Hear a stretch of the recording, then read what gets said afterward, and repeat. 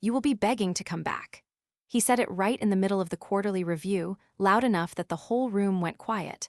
I blinked, smiled, and wrote the sentence down in my notebook like it was a meeting action item.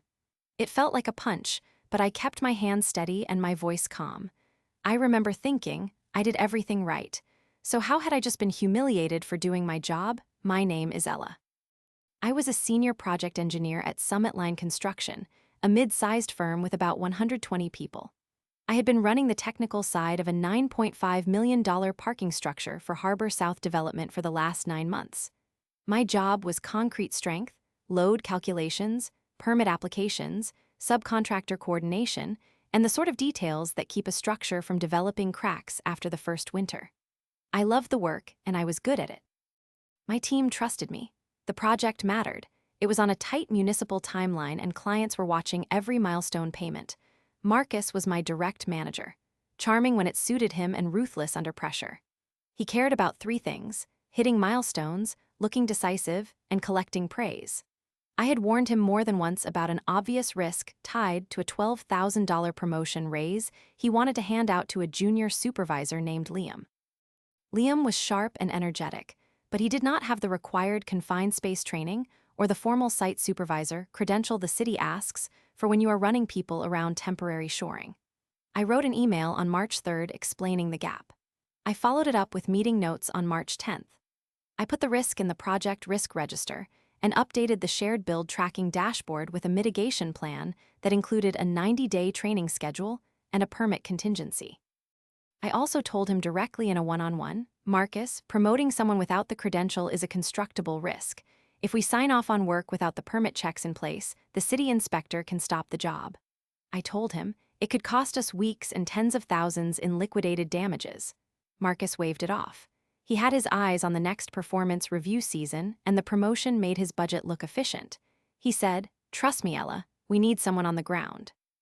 Liam will learn. He signed the paperwork on March 17th and submitted the promotion to payroll with an extra $12,000 added to Liam's salary line. 2 days later, in front of the leadership team during the quarterly review, he used my caution as evidence of resistance to change and publicly removed me from the Harbor South project. He said, "You will be begging to come back." The room shifted. People who had been friendly before suddenly avoided my desk. I could feel my professional credibility shrinking. I did the one thing I always do when a project goes sideways. I documented. I exported the email thread, saved the signed promotion form with the March 17th timestamp, and saved screenshots of the build tracking dashboard where I had logged the mitigation plan. Then I went back to work. Over the next 30 days, everything he had dismissed came to life. Problems piled up in 14 separate incident reports in our project management system. Each report was a little paper cut that added up to a wound. The first escalation happened in week 1. Liam, now in the role, approved a subcontractor change order for a concrete pour sequence without confirming a revised sequence plan from the structural engineer.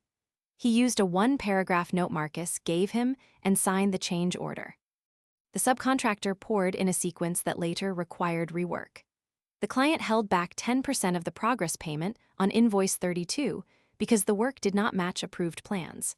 For our $9.5 million project, that 10% holdback amounted to $95,000.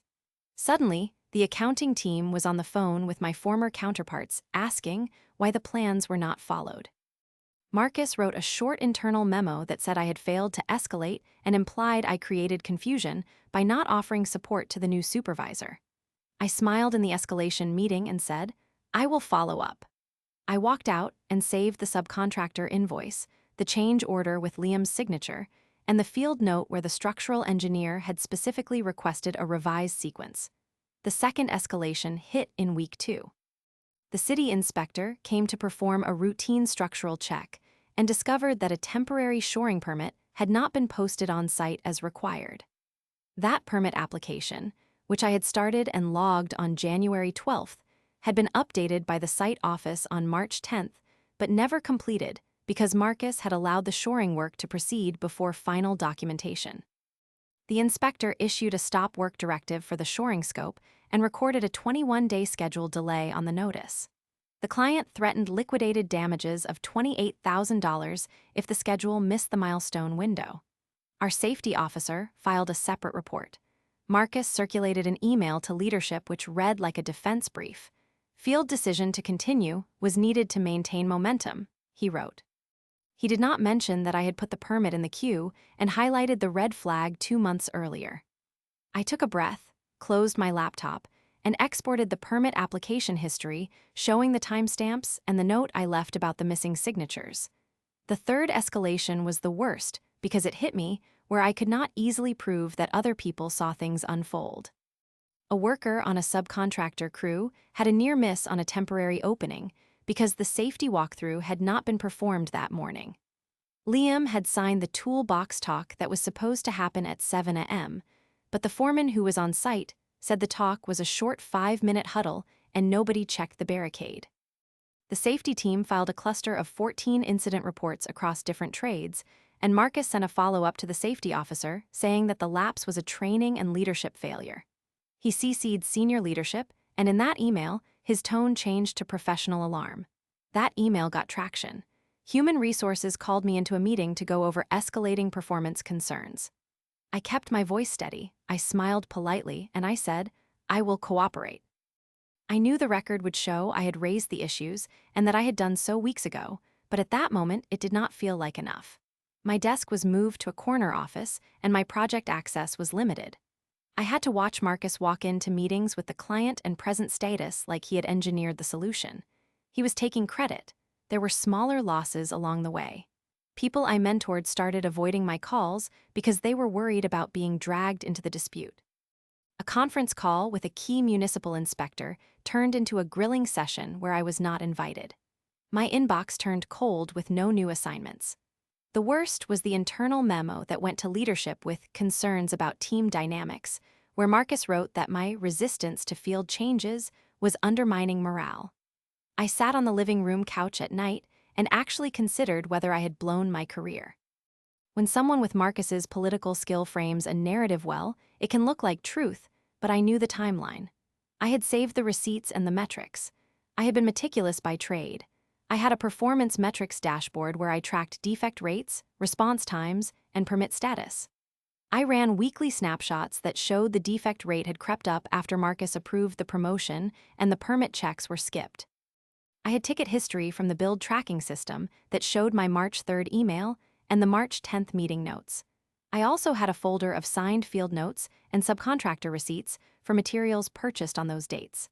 I started assembling everything into a single project folder. I took screenshots of audit logs from our internal system that showed who had deleted or altered entries. I printed the subcontractor change orders with signatures. I saved the city inspector's stop work notice as a PDF and attached the time-stamped permit application, showing it had been incomplete when the work started. I also saved the performance feedback and client praise emails from January and February, where Harbor South's project manager had complimented me on keeping the technical work clean. One unexpected twist came when Marcus asked his executive assistant, Dana, to forward a chain of vendor emails to him and asked her in a note, "Please remove Ella from visibility on this chain." Dana hit reply all by mistake and sent the message back to the group, including me. Her note read, "Should I remove Ella from visibility like Marcus asked?" It included the thread where Marcus had written, "We will move forward regardless. I do not want internal friction." That small accidental CC proved intent. Another twist was that a subcontractor, a careful man named Jorge who ran the shoring crew, sent a direct email to the client complaining about being pressured to work before paperwork was done. He copied me and said, "Ella tried to raise this. Marcus said move forward." Jorge's email went directly into the client's inbox, and it upset them. Suddenly, the client stopped taking Marcus's bland assurances and began asking for documents. By day 28, I was at my low point. Leadership had scheduled an emergency quarterly review because the client had escalated to their procurement office and wanted answers in a cross-functional meeting. Marcus had prepared a slick slide deck with glossy photos and bullet points. I had been intentionally excluded from the deck, and my access to the shared drive had been reduced. I thought I had been sunk. I had started interviewing elsewhere not because I wanted to quit, but because I could see the writing on the wall and I could not wait for someone else to decide my fate. I had an offer from Ridgepoint Builders for a project manager role with 8 weeks severance guaranteed from Summit Line if I were let go. plus a $15,000 raise, better authority for safety decisions, and the explicit promise that I would own technical approvals. I kept that offer in my pocket like a lifeline. The turning point came the day before the emergency quarterly review. I was in my apartment at midnight finishing the packet I had quietly assembled.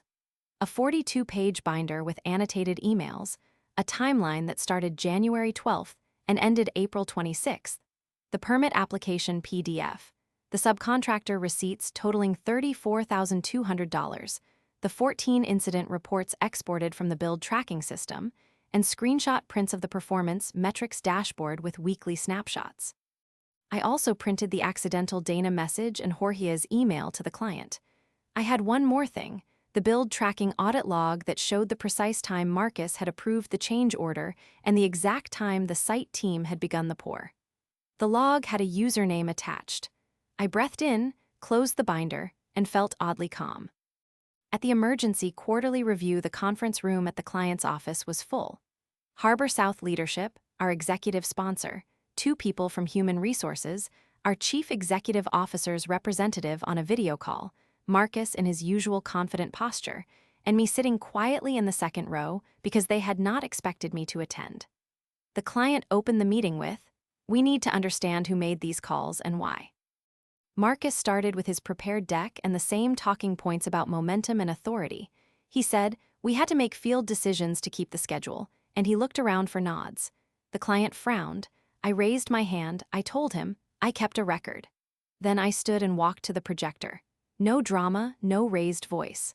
I started with a timeline and a screenshot of the build tracking dashboard from March 1st. I showed the city permit PDF and the audit log timestamped March 10th that showed the permit queue had been unresolved. I clicked to the email from March 3rd where I had written to Marcus with the subject line risk, missing permit and promotion approval. I clicked to the accidental Dana CC and Jorge's email. I displayed the subcontractor change order and highlighted Liam's signature approving the pour. I then showed the invoice where the client had held back $95,000 and the stop work notice that listed a 21-day delay. Each document had a date and a time. Each photo had a chain of custody. Each screenshot showed the username. I spoke slowly, like I was explaining a technical detail to an inspector. Marcus tried to interrupt, but I told him, "Please let me finish." I laid out how the $12,000 promotion bypassed required checks, how the field was given a go-ahead before documentation, and how the cumulative decisions caused the incident reports and the financial impacts. I showed the 14 incident reports side by side and the spike in defect rates on the dashboard starting on March 21st. I turned the slide to the email where he had written, "We will move forward regardless," and the accidental CC was right there with Dana's name. I looked at the client and said, "This is not a single mistake. This is a chain of decisions." Marcus's face went from confident to tight. He reached for a response and fumbled. He tried to pin blame back on me, using the old line that I had not embraced field flexibility. I handed an annotated timeline to the client's procurement director and to Human Resources. I said, "The record is clear." I raised the concern. The decision to proceed was documented. The person who pushed the promotion and signed the change orders was Marcus. I watched Marcus go pale as the auditorium filled with the weight of the documents. Human Resources quietly stood and asked Marcus to explain why the permit had been bypassed. Marcus tried to say that he had authorized it because of schedule pressure. The client asked Marcus, "Did you authorize this without permit checks?" He admitted it, and his voice was small. He said, "Yes, I made the call." That admission hung in the room. It was not a theatrical confession. It was the moment authority met evidence and lost. I walked out of that meeting with my binder left on the client's table. They kept it. They asked for a remediation plan and for an internal review. Human Resources put Marcus on administrative leave pending the investigation. The procurement director asked if I would lead the remediation plan because I could see what needed fixing and they trusted the documents in the binder. I said, "I will provide the remediation plan, but I will not cover the past mistakes. The team has to own the corrective actions." After the meeting, Marcus came to my office door. He had always been good at playing contrition when the audience was small. He said, "Ella, please, let me fix this. If you say it was an honest mistake, they will move on." I told him, "You will be begging to come back." I said it coolly, the words from the quarterly review echoing back. He went pale and nodded like someone who had been caught. The payoff was not cinematic. Marcus was not fired on the spot. He was put on administrative leave while human resources and the executive team reviewed his approvals and the pattern of bypassing controls. The client demanded oversight changes, new checks before field work, and a third-party compliance audit. Summitline appointed an interim site director who reported to the chief executive officer's representative. The project regained stability, but it took 4 weeks of hard remediation and a handful of subcontractor reconciliations. Marcus eventually received a formal corrective action. He was demoted and moved away from field projects for the foreseeable future. The company instituted a new permit control policy I had suggested months earlier and required training hours for anyone approving site changes on active municipal projects. It was a slow, bureaucratic justice, but it was real. As for me, the client offered me a position leading the remediation for Harbor South with a formal authority to freeze field activity until paperwork was complete. That was tempting, but I had already accepted the Ridgepoint Builders offer because I needed a fresh start in a company that respected the technical controls I cared about. I left Summitline with 8 weeks severance negotiated in my offer, a $15,000 salary increase, and the new title of project manager. The last time I walked through the Harbor South site as my badge was being collected, a foreman named Miguel stopped me and said, "We needed you. Thank you." It felt like a small victory. I stayed calm throughout because I needed the record to speak louder than my anger. I refused to rescue Marcus when he asked me to smooth things over because that would have erased the accountability I had proven. I also learned that maintaining a clean chain of documentation is not just good practice, it is protection. I learned 2 things that mattered: document every concern and keep your professionalism even when people try to humiliate you. The job is more than a paycheck. It is the work you do and the record you keep. In the end, I left for something better, and the project got the attention it needed. That was enough.